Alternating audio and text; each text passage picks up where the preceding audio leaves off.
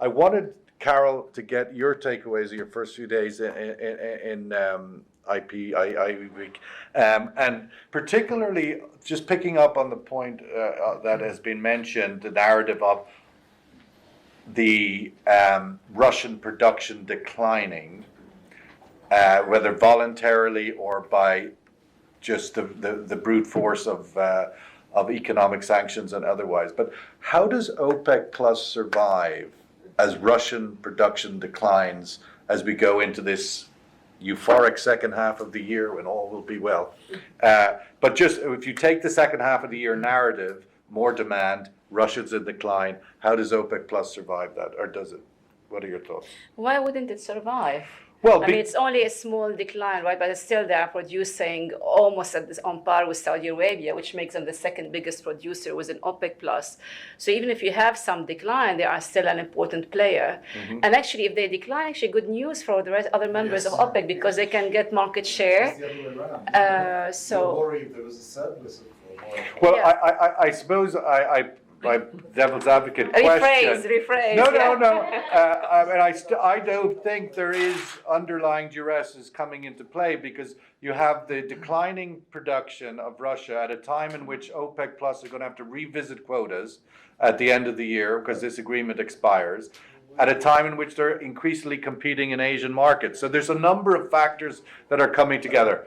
Addy, in a second. Wait, Addy, wait. Go, Carol. Do we have a decline before you start? Yeah, no, hold on a minute. First of all, in terms of the competition in Asia, well, why you can argue that, yes, some of that Russian oil is going there, and therefore they became the biggest exporter to, I think, China and India by the end of last year, right? Mm-hmm. But don't forget, some of that Middle Eastern oil is coming to Europe. Yeah. So it's eating away from Russia's market share. And I think in the longer term, the Middle East position in Asia is well preserved because they have the expansion capacity, the ability to expand their production more than Russia. So I don't see it really as a strong competition. And at some point, especially when you look, and I think a few years ago, remember at the IE week, was it IP week back then, when you had a motion that the US would be crowding out Middle Eastern producers in Asia. Oh, yes. Mm-hmm. Yes, and I said that really no, because Asia is going to be the growth center for oil demand in the world, so everybody can take a bite of that. But today, it's not about, the mistake with oil markets is when you focus only on one market, one region. Mm-hmm. Gas, I understand, it's primarily a regional business, but oil markets are global. And that's why, whatever Russia lost in Europe was bought elsewhere, and you had redirection of trade flow. And that's the beauty of oil markets. Yes, you do have volatility, you do have spikes, but we have the ability to respond to it. And if I were OPEC, actually, maybe I should write to them and tell them that's a new concept that they should sell.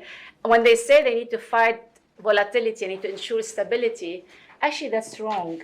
They should welcome volatility, but they should say, we are able to respond to that volatility, whereas renewable energy cannot respond to that. That is a fantastic selling point for talking about energy security. So volatility, you can never take volatility from oil markets. It was there from the 1800s. Look at changes in oil prices. And actually, one of the courses I teach, and I will never give up on that, is the history of the oil industry from the 1800s. It's fantastic. I mean, lots of themes we talk about today, investment gap, volatility, all these things. We talked about them many, many times before. So for me, it's like a deja vu.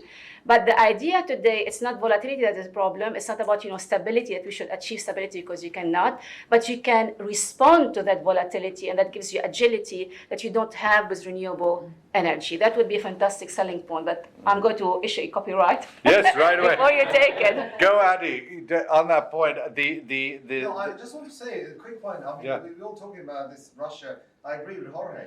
I'm not sure that we're going to see any decline in Russian output. None at all.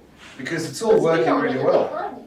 Sorry? It's been already this month. It's very, very small. Yeah, it's tiny. It's tiny, and it's all very short term because of the length of the supply lines and everything. But if you look, we discussed before here, I talked to Matthew or whatever, we looked at numbers as well.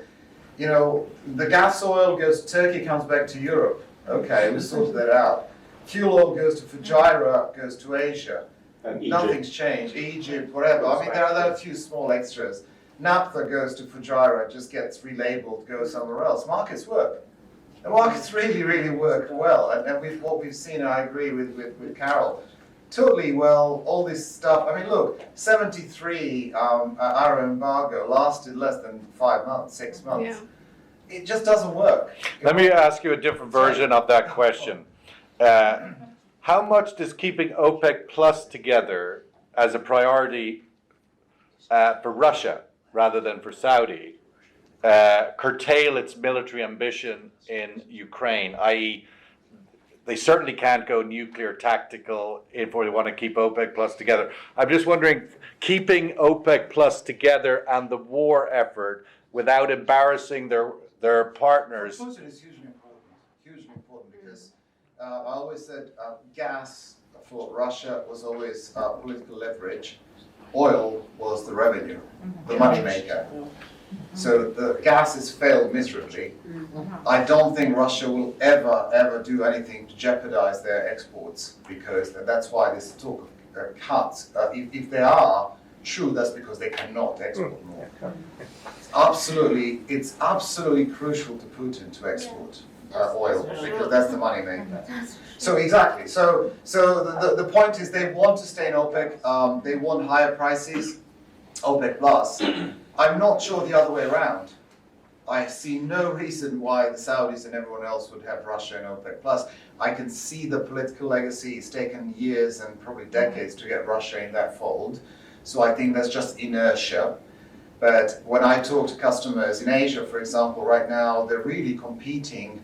I'll come back to Carol's point. Again, I agree with her, but because of long-term contracts, I don't think there's a danger to Gulf producers in Asia. No danger whatsoever. But it's annoying because Russian oil is actually going into their growing markets. You know, the fact that Gulf countries are going to Europe is really not very helpful because Europe is a stagnant market. You know, it's not doing anything. So we are going to a stage that if we were to see a fall in demand, then you would see a serious clash within, and no, I don't want to go into net zero and all that stuff, but we probably will eventually in the next 10 years see a big fall in demand necessary, one way or the other, if we want to meet some sort of climate, if we want to avoid, disasters. But anyway, what will happen, and I'm absolutely sure that OPEC Plus is going to fall apart very, very soon. Okay. Well, that's why I'm asking the question. Well, that's the answer. Good. I think in the But you didn't say why you thought it was going to fall apart, though. You just said why would OPEC Plus? Yeah, I It will didn't fall get apart that. because what will happen in a falling demand situation? In a falling demand situation, Right. already we see some competition in certain markets between Yeah. Russia and India is the obvious one. India is that far from the Gulf countries. It's their obvious market. It's a growing market. Yeah. So seeing Russia is rather annoying in that. Very. I have a slightly different point of view. OPEC Plus is a narrative. It's a soundbite. It enables the OPEC members and the Plus to charge a little bit more for their oil because it looks like they're working together and controlling supply. But then they all do what they want to do. Always have. ADNOC produces what they want to produce, don't they? Russia sells whatever they can sell, but it's a good soundbite, a good narrative. So will they fall apart? No, because the narrative is useful to all of them. So I would disagree with that.